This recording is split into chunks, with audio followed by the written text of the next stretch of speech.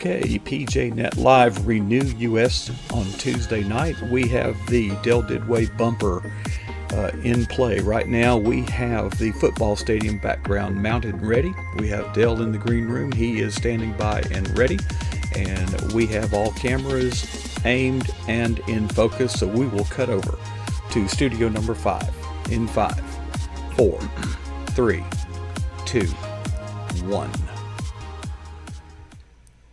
It is so great to see you here as part of PJNet Live. That's right, you, the audience, are a part of this. It's not about me.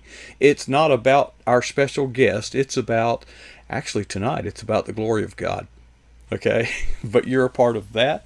The chat room is alive and kicking. And Dell Didway is our special guest every Tuesday night. And I will bring him on board as I tell you. Most of you already know him, but Dell is a very successful blogger. There's a lot of bloggers out there, but there aren't many successful ones. And his blog has been successful because you need to read it. You go to delldidway.com. I'll put it on the screen for you. It's delldidway.com, and I'll bring Dell on at the same time. Dell, you are rocking again this week. Your blog is about missions. Now, we talked a little bit about this either 1 or 2 weeks ago. But a friend of yours apparently has gone on a mission trip like today. Today. She left Ohio today and is going 7,500 miles over to Africa. And she's been in our church for a long time. And she's a sweet girl. Her name's Joy. But this is her second trip to Africa. And she'll be there for 1 year. That's a long mission trip.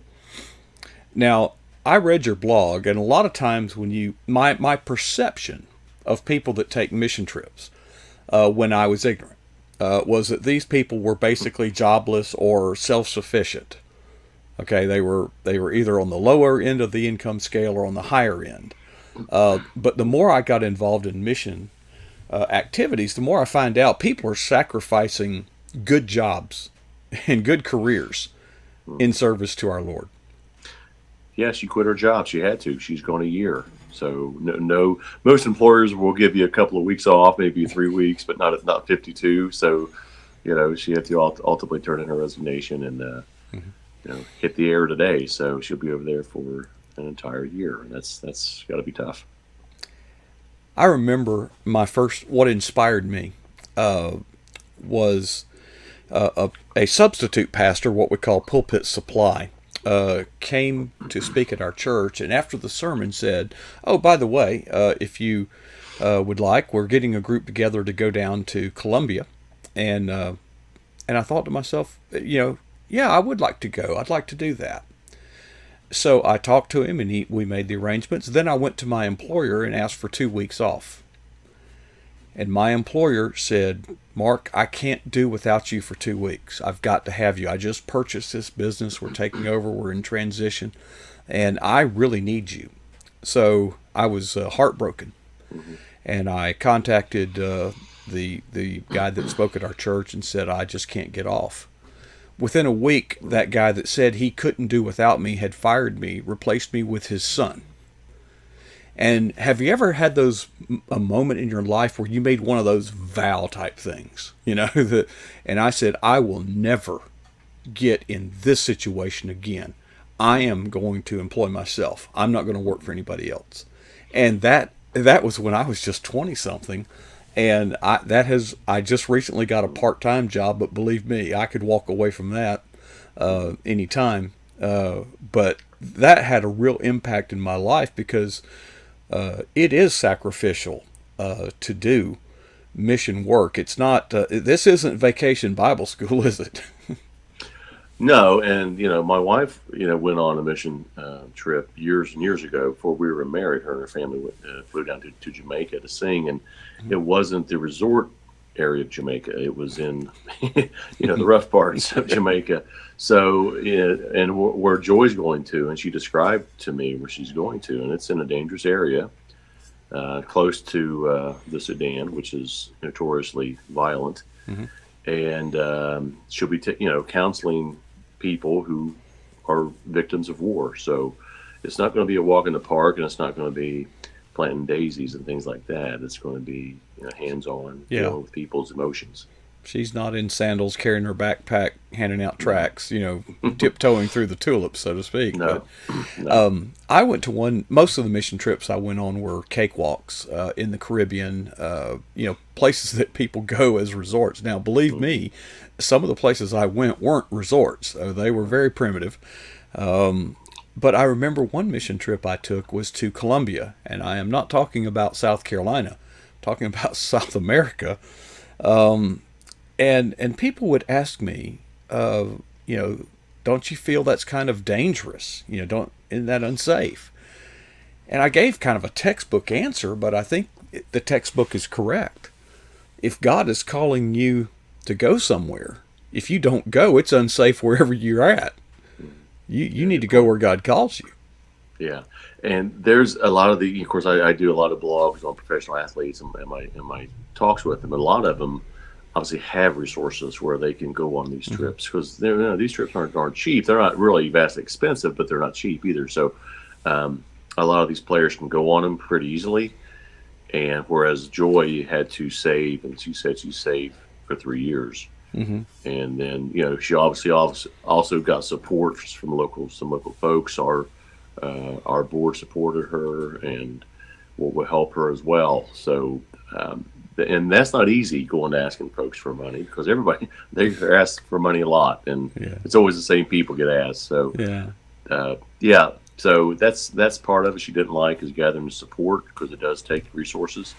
And to be gone for a year, she has to have steady income because she's not, quote, working, but she has to survive and eat and do things like that. So she'll be volunteering, teaching and instructing people how to deal with counseling.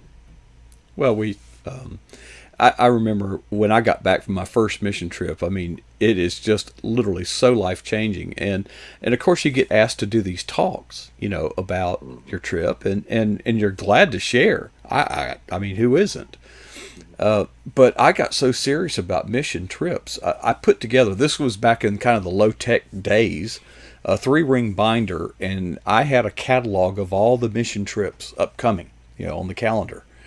And I would go to these things and I would say, listen, if you would be interested in doing something like this, there are many, many opportunities, short-term, long-term, nearby, far away, you name it. In every kind of climate you can imagine. I said, I've got a catalog up here if you'd like to look through it, to help you, decide or give you some more information. So not many people actually looked at the catalog, I'll be honest. That did not surprise me. But what did surprise me is they would look at the catalog, and I had it in these little vinyl, slip-in folders, so it was easy to turn the pages and everything. And they'd look at the first one, no, that one's too long. The next one, that one's too short. No, that one's too far away. That one's too much. And they'd get to the end of the book, Mm-hmm. Yeah, like the Christmas catalog, yeah. Yeah, it's like, if you really want to go on a mission trip, maybe the way to go about that would be to just pray in your own quiet place and say, Lord, I'm going. Tell me where you want to go. Not shop for it like a catalog, Yeah, and I've done some research over the years because I've always wanted to take ones, haven't had the opportunity or the timing. It hasn't been right to do it. And I've seen some that look like little mini vacations. I'm sure they're not, but I think there's a business of missionary trips out there, and there's actual missionary trips. And I think Joy's latched on to the one that's actually going to work and be a service to people. There's all kinds of opportunities. One of the mission trips I went on in Barbados was construction. Well, let's not use that one. Let's use the one in Colombia. We were putting in a actual deep well where they had a cistern before, and the missionary, the guy that was there that we were working with, he later confided with me that actually these things kind of lose money because the cost of feeding and housing us, and then the interpreters and the help and all that, it would actually be a lot cheaper to hire local people, because labor's pretty cheap down there. And he said, but the thing is when you guys and girls get back, you're going to share about this. And he said, that's the difference. He says, when you hire the locals, you just get the job done. But when you bring people in, they go back and tell the stories. Yeah, It, and I think we have those that we have at our church. They'll come back and they'll give a little Wednesday night discussion about their trip and pictures, things like that. And that's wonderful that they do that. And but I'm looking forward to seeing Joy's trip when she gets back in 52 weeks. So that's a long time to be gone. well, the thing that drives mission activity is actually the Great Commission. Uh, as a psychologist, since I studied that at the People's Republic of Florida State University, there's a Yeah. concept called recency and primacy. When you're giving a talk, you need to make sure that you put your important points at the beginning and at the end of your speech, because people tend to remember the beginning, that's called primacy. They tend to remember the end, that's called recency. Things in the middle tend to kind of fall through the cracks. Well, the last words spoken by Jesus Christ were, "Go ye therefore." I mean, what could be more important? I mean, if you knew, which many, we don't really know what our last words are, but Jesus did know his last words, and he said, "Go ye," and I emphasize the word "go." That's a volitional. That's a verb, not eat at Chick-fil-A. That's not Yeah, going, okay. And which ye is good. personal, yeah. Yeah. So missions, are so important, and the good news is, folks, you don't have to go to Africa Mm-mm. to be obedient to the Great Commission. You can do it right where you're at.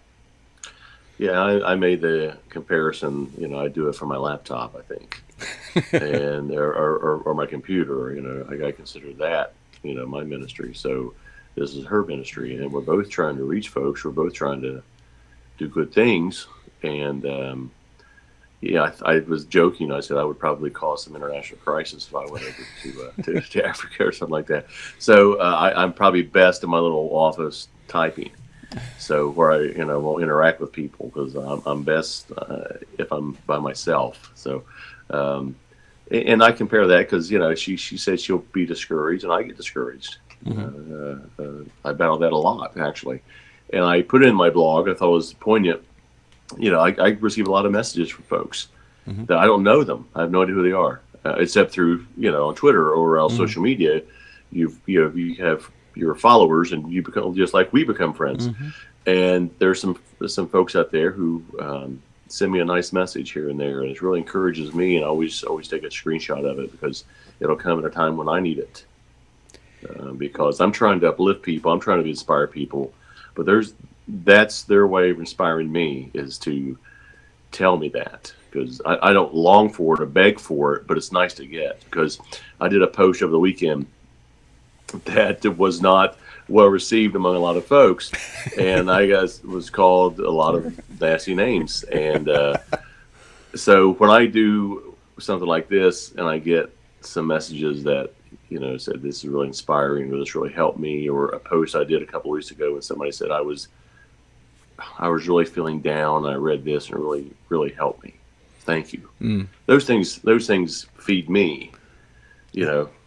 Well, we all need affirmation, all of Mhm. us. Okay, this is a basic human need. It's at our very core, and one of the things that's so great about PJNet is our environment is one of affirmation. I think that people come here and they feel accepted. They're among friends. And I wanted to share some stuff from the chat room just to take a little detour. So enjoy your Oh, coffee a minute, Dell. yeah. Well, Sunbelt Girl. it's the only thing I have from Africa is the Kalahari, so that's my closest thing I get to Africa. Keep it in theme, and you were going to mention Barbara. Yeah, Barbara has actually been on a mission for Mm, weeks. For weeks. mm, It all started when her brother was his health was failing and he was nearing the end, and she went up there, and that was supposed to be like for a week or so. 2 weeks at the outside. 2 weeks turned into three. Three turned into four. Four turned into five. And everybody's asking, "Where is Sunbelt Girl?" And I'm mm. like, "Well, I don't know. I mean, I know where she's at. I just don't know." Well, what it was, she attended 7 funerals in 6 weeks while she was up there, Mm. and then she finally gets back, and wouldn't you know, her pastor at her church has gotten a very very aggressive cancer and is needing all kinds of care. And I just want to give a shout out. Barbara is not alone, but I know, when Barbara left, she kind of felt bad. She says, I hate leaving you all.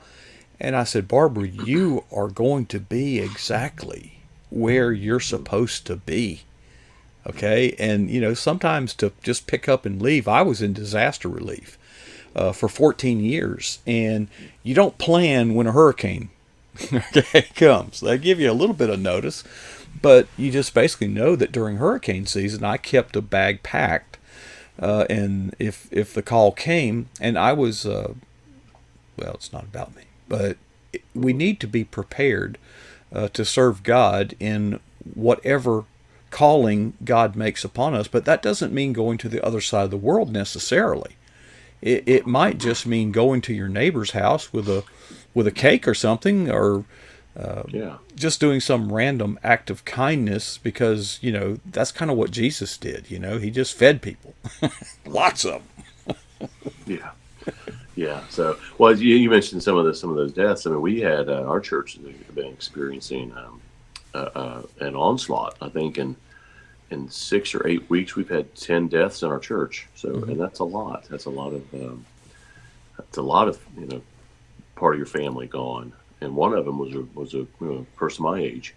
So, it kind of hits home with you, and you think, I don't have to go to Africa. I'd like to one of these days, but there's plenty of folks here that it's just not as, I guess, flamboyant, or I don't want to say glamorous at all, because it's not glamorous. Joy was talking about what she's going to be dealing with. It's not glamorous, but the mission field, going overseas is the big dream. So I think, but there's plenty of work to do here. Well, I hope we'll hear from Wild Bill next Saturday. I call motorcycle ministry Soul Patrol, and I'll share some things about that. But I've never actually done this, but a lot of times when we think about mission trips, we think about these organized things where you're with a group and there's a leader and it costs money and transportation, logistics, food. Let me just suggest an idea. I've never actually done it, but I think it's something that we all can do. Get one of those charger bricks now they have. You know what I'm talking about? The little and then get one of those kits that'll hook it up to any kind of cell phone. Go to the emergency or the surgical waiting room and just say, "Does anybody need their cell phone charged?" I bet hands will go up. Yeah, you'll be rushed. That'll probably get stolen from you where I'm from. That's a very simple thing that you can do, and now you've got pretty much a captive audience. You can minister to them. They may a lot of people open up. I mean, they wear it on their shoulders. Some people are very reserved. Well, just meet them where they're at, and just share with them later what your experience is. Yeah, that's good. I mean, and people will open up. In fact, when I was up at the All-Star game. I one of the guys I wanted to talk with I knew he was kind of not shy, but a little reserved in talking about things. And we started talking. He was kind of looking around. He didn't want to talk a whole lot. And I asked him a couple of other questions. And boy, he just, I hit the topic, and he just started talking. And it was awesome. Champagne bottle. Yeah. Didn't you? And he just started talking about things his challenges he has to overcome, and how he deals with on a day-to-day basis. And it was really, I just kept that recorder going, and he talked about 7 minutes. And that was remarkable, because you hit that one topic, one thing, and he just, because at first I was thinking, I was stretching, I just got to talk, and because he wasn't saying a whole lot. And then I just asked him this one question. He just, boom, that's it. That's it. I hear people, when challenged about mission ministry, they'll say, well, I can't do that. And that is such a lie. First of all, there's two cases here. One, they actually believe they can't. Okay, they sincerely think they're not up to the task. Satan is telling you that. God's not. Okay, as I look through the Bible, the people that God called into service for His kingdom were, by any objective analysis, not qualified. Okay, they just weren't. They were a rough bunch. But then I recall when the burning bush, Moses, I don't think he believed it, but he made like 6 different times. He said, "You've got the wrong guy. You've got the wrong guy. You've got the wrong guy." Who, who are we to question God's judgment? I just don't get it.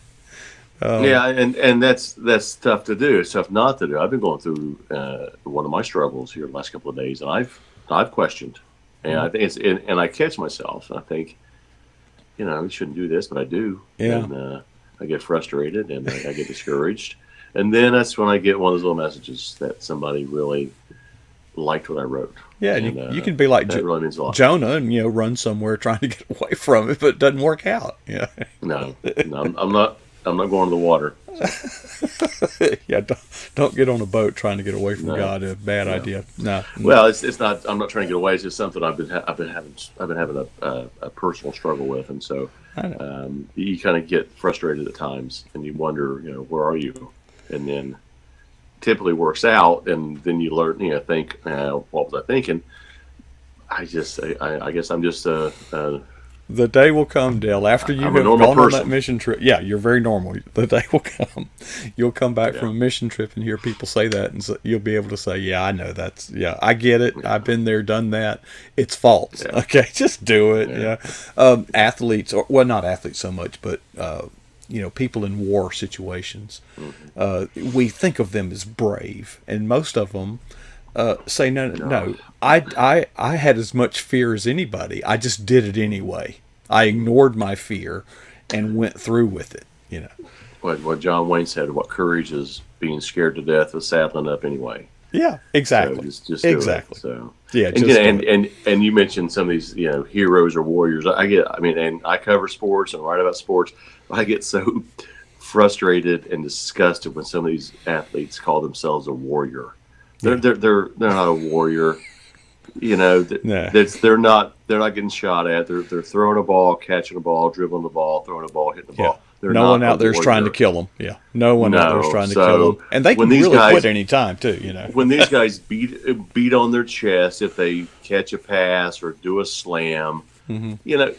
good grief, grow up. You're getting paid to do that. Yeah. If I did that every time I did my job every day and celebrated, I can't stand some of these guys who hit a home run and just run around the bases like they've just won a gazillion dollars. Our old coach told our boys, you hit a home run, you act like you've done it before. Run around Right. the bases, keep your head down, Hmm. touch a plate, get in the dugout. Well, the And I problem, can't stand some of these prima donnas doing that. It just yeah, makes me disgusted. the problem with that is that just tells me it's about them. Always. And they are playing on a team. It's not Mm, about yeah. them. It's about a team. And I would do like Bear Bryant. When you cross that goal line, find the nearest referee, hand him the ball, and Mhm. get your butt back on the sideline. We got work to do. Yeah, and it's funny that you mentioned Bear Bryant because I've just completed a book on Alabama football. Getting ready to send it in here in about a week. So Bear Bryant's all throughout that book. So Oh, yeah, there's something about humility. There's something about sportsmanship. I can't stand it yeah. when some of these, a guy will hit a home run, he'll flip that bat. Hmm. Grow up. You're Grow getting up. paid millions of dollars. Yeah. Be a sport. Be an adult. Show some class. And I'll probably blog about that. But I just football is different. Football is emotional. I can see that you spike the ball, so that's fine. But you don't need to be celebrating and dancing around and acting like a complete fool. And just like in the most recent, I won't even mention her name, but the U.S. women's soccer Yeah. team, Hmm. that she is a disgusting example of not an athlete. She's a showman. Hmm. She's an embarrassment to this country, and I Embarrassment. Yeah. can't stand. I was hoping they would lose at some point just because of her. But there were some good Americans on that team Yes. that deserved it. But when I see her, if I see her on a post, I'll delete it. I can't Yeah. stand that woman's arrogance. Yeah. It She has does no not place. represent this country at all. And yeah, she's a bad role model. Yes. Moving on, we got about So 3 or 4 thank you. minutes left. I forgot you've got some books. You write books. Yeah, I got one. Uh, Got one coming out. Yeah, that's coming out real soon. August 5th. First Down Devotions will be out. We're excited about that. It's doing well right now, from what I've told on pre-sales, and we've got some events coming up. Well, we have I got some radio interviews all this week and next week. I got 3 or 4 of them to do, some podcasts. But we're having an event. When the heck is that? The third in Portsmouth, Ohio, at a little breakfast shop. We're gonna be there signing books, and then on the 5th is the actual launch, and then we're going down to North Carolina Mm-hmm. to the North Carolina Christian Writers Conference. We'll be there. Our publisher will be there. There'll be a little celebration, I guess, there as well. You're going to be there. We're looking I'll be forward to there. meeting you. I'll record the And whole thing. yeah, that's awesome. So and maybe we'll get a piece of pie and maybe Yes, throw it at Kyle. yeah. We'll, Uh, so yeah, we have that First Town Devotions launches here real soon, and then like I said, we're getting ready to submit the book on Alabama football, and then we're doing several more. So we're starting Dugout Devotions 2, First Down Devotions 2. We're going to start those probably in 3 or 4 months. Start writing them. Now, your books have basically, correct me if I'm wrong, have all kind of followed that same mold, such and such devotion. So they're really short, devotional, Yeah. a collection. Is that the upcoming books all in the future going to be that way, or is there some new stuff that you're considering? These are all similar in nature. I'm contracted to do these, and I like them. They're all short reads. The Alabama book will have 40 chapters. Each chapter is about 1,000 words, 1,200 words. Mm-hmm. So you're looking at 40 to 50,000 words. Each chapter takes you 3 or 4 minutes to read. They're meant to be quick, Mm-hmm. motivational, inspirational things to get you going, or else a quick read right before you go to bed. Yeah. I also have another lengthy book that I've had written. I'm going to have it published. Not even related to sports. It's an in-depth look and analysis about faith and how hard it is to have it at times. It gets kind of deep and raw. Oh, the world's most interesting man, folks, Dale Didway. Hey, Dale, thanks for sharing with us tonight. Thanks. You Yeah. take your time out. You're a busy guy, and you make time for us here at PJNet Live, and we appreciate it. And we appreciate your ministry, and we want to offer you all the encouragement that they can. But God bless you, brother, and can't wait to hear what you got for us next week. Yeah, me too. I don't know what it'll be yet, but it'll come out somewhere. Well, you rock. We can't wait. We'll be here. You be here, be there, or be square. Thank you. All right, you're the man. Well, folks, that was Dale Didway, all the way from the great state of Ohio, successful author, blogger, speaker, and the world's most interesting man in general. But most importantly, he's our brother in Christ, and it's just an honor to have him with us. And we've got more live guests throughout the week, and I hope that you'll come back night after night. You will not be disappointed. And we will continue right now with Renew US right here on PJNet Live.